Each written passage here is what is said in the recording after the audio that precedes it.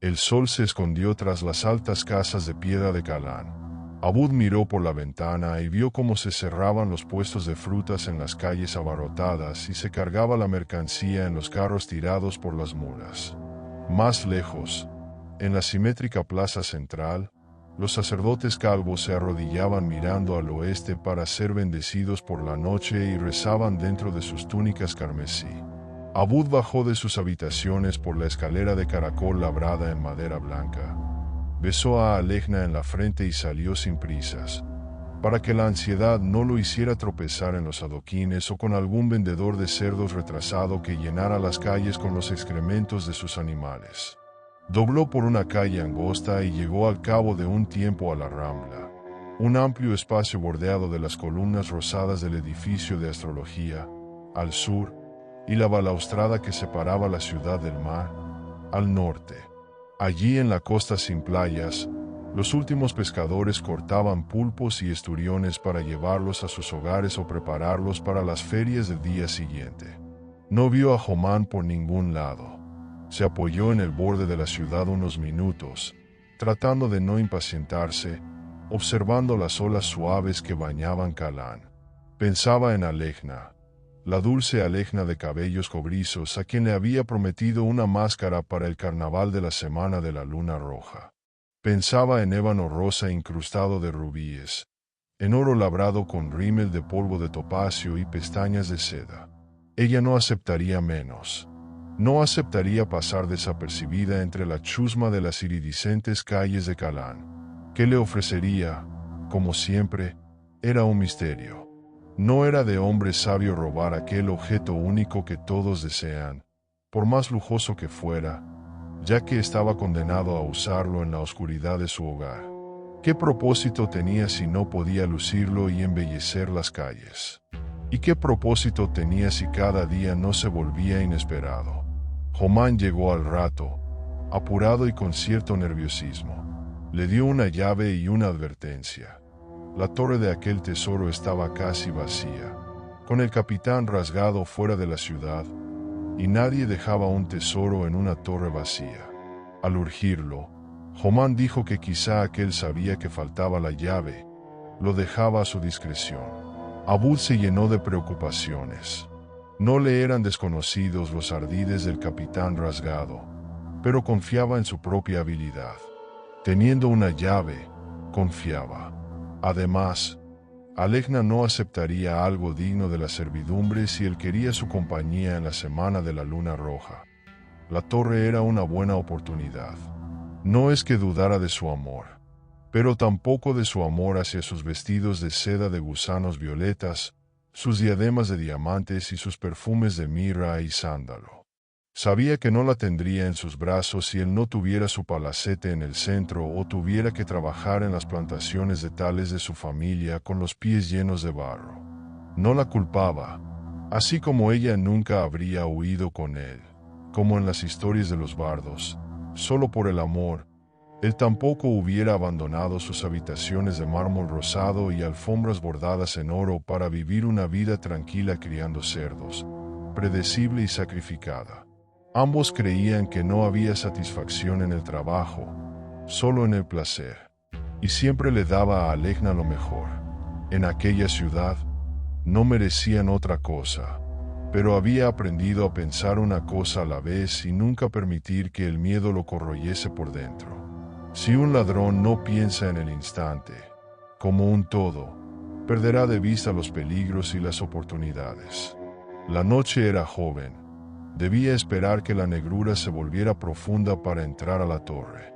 Había otros lugares para visitar. Así pensando, se dirigió a la casa de verano del inquisidor Damasbo, unas calles más allá.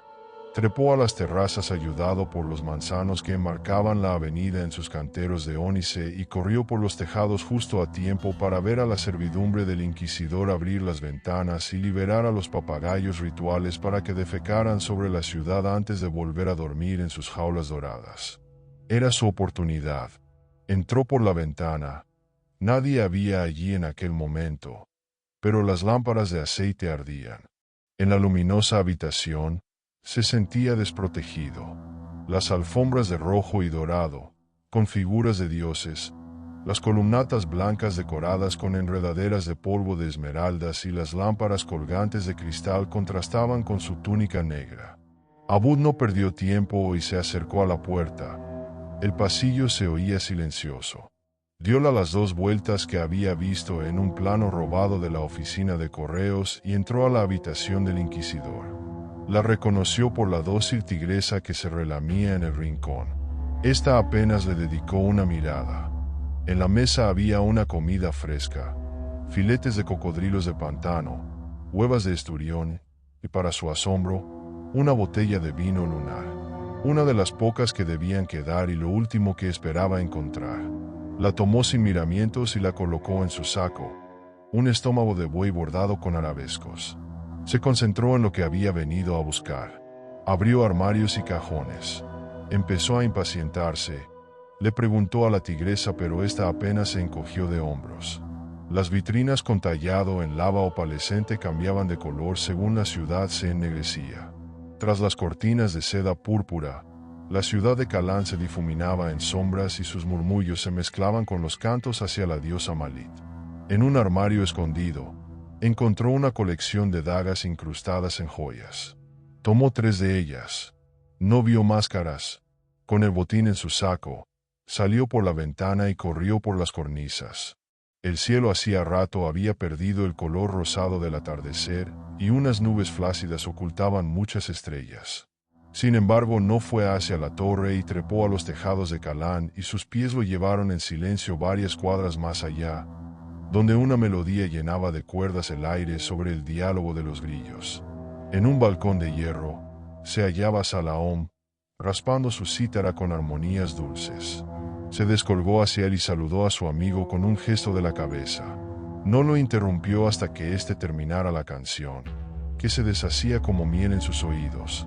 Cuando éste dejó su instrumento, Abud tomó de su saco una daga de cuerno de rinoceronte, con un pomo de rubí, y se la obsequió. A Salaom se le iluminó el ojo y agradeció el regalo. Hablaron largo rato, como solían hacerlo, de cuando robaban juntos. A Abud le gustaba recordarlo. Fueron buenos días, pero también quería recordar que era lo que le esperaba. Si le hacían prisionero podía terminar como Salaom. Un pie menos y media cara comida por las ratas era lo menos que se podía esperar de las húmedas mazmorras de Calán.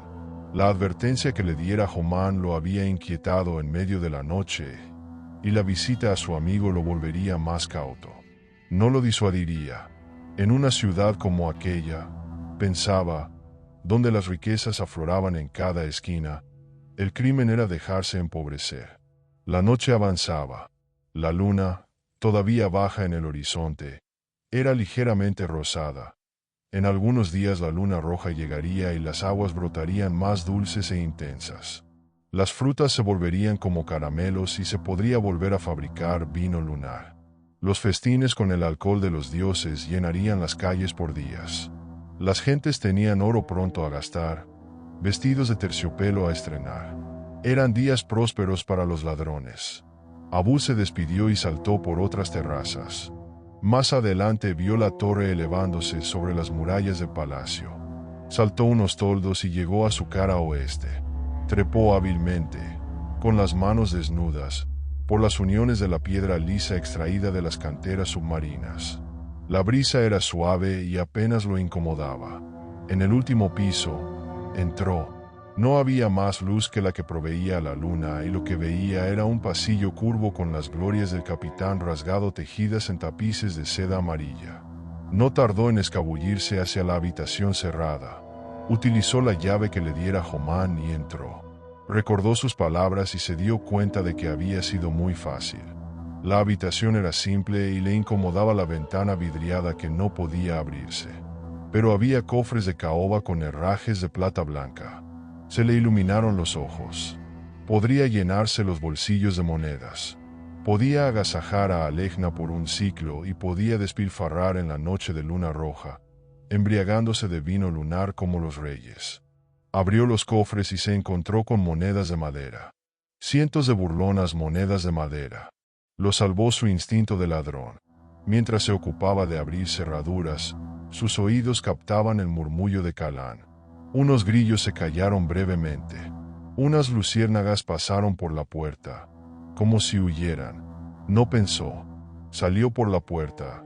Corrió a la primera abertura que encontró mientras que por rabillo del ojo veía a un grupo de guardias con yelmos emplumados doblar la esquina. Se encontró en una bodega que pasó de largo. Salió por la ventana y se colgó de la cornisa. Vio iluminarse con antorchas la ventana de la habitación en la que estuviera. Oyó hablar de que habían visto un intruso. Podía huir por donde vino, pero prefirió saltar al patio.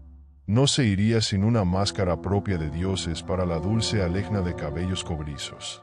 Vio basura ordenada en un rincón, junto a una puerta, y entró encontrando lo que esperaba, una despensa y después la cocina. La atravesó mezclándose con los esclavos albinos que traían de más allá del océano porque no podían huir bajo el candente sol de Calán. En el pasillo que llevaba a las habitaciones de la servidumbre había algo inesperado. Un guardia. Supo que guardaba algo que no debía estar en aquel lugar, reservado para los humildes trabajadores. Para su alivio era solo uno. Para su desgracia, estaba allí. Abud no se enfrentaba a los guardias. Nunca se sabía qué esperar de ellos. Nunca había matado a un hombre. Tenía unas dagas con incrustaciones en su saco de estómago de buey. Pero eso no era soborno suficiente en un palacio de Calán. También eran sus únicas armas. Por fortuna, tenía la botella de vino lunar. Alejna podía prescindir de ella unos días, pero no de una máscara. Al guardia, probablemente nunca le permitirían beber de una. También podía suceder que fuera fiel a su voto y lo encerrara en la húmeda jaula de las ratas. Prefirió confiar en su suerte. El guardia resultó ser hablador y luego razonable. No estaba contento de que le hubiesen asignado lejos de los salones y los tronos, tropezándose con camareros. Le confesó que guardaba un tesoro. Luego le prometió mirar a otro lado si solo tomaba una cosa que entrara en su saco. Abud no necesitaba más, y entregó la botella rogando a la diosa Malit que el guardia cumpliera su palabra. Caminó por un largo pasillo blanco de múltiples puertas de madera, algunas abiertas, mostrando habitaciones funcionales. Alcanzó la que le indicara el guardia y la abrió sin dificultades. Dentro, encontró el verdadero tesoro del capitán rasgado.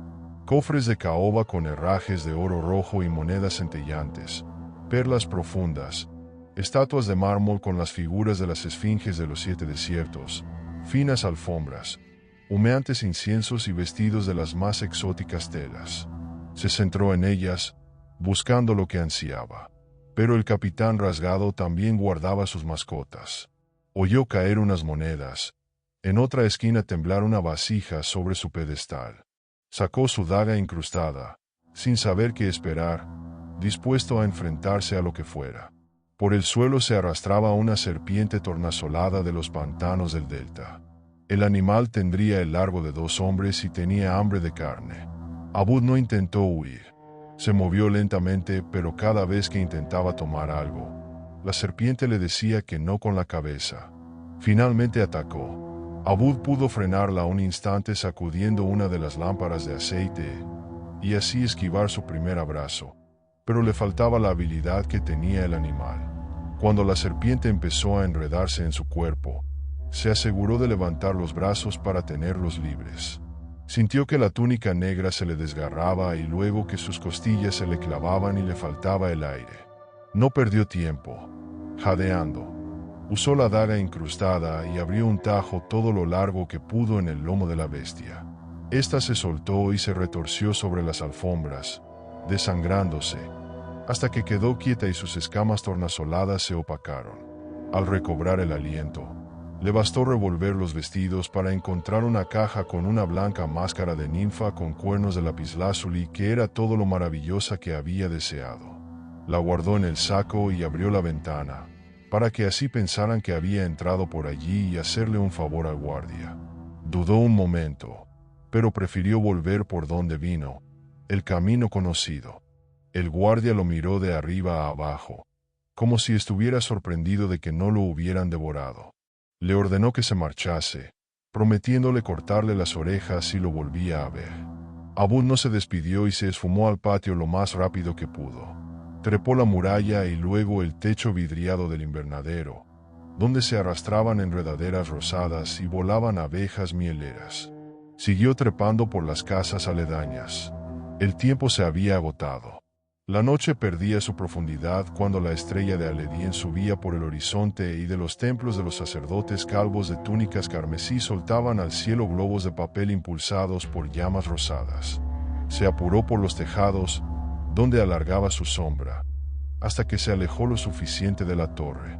Cuando sus pies se posaron en las calles y se mezcló con los escasos transeúntes, se sintió seguro. Un día más en su vida de ladrón había pasado. Como siempre, pudo ser el último, pero, como siempre, había sido un buen día. No podía esperar a volver a besar a Alejna y ver la alegría en sus ojos. No podía esperar las noches de luna roja.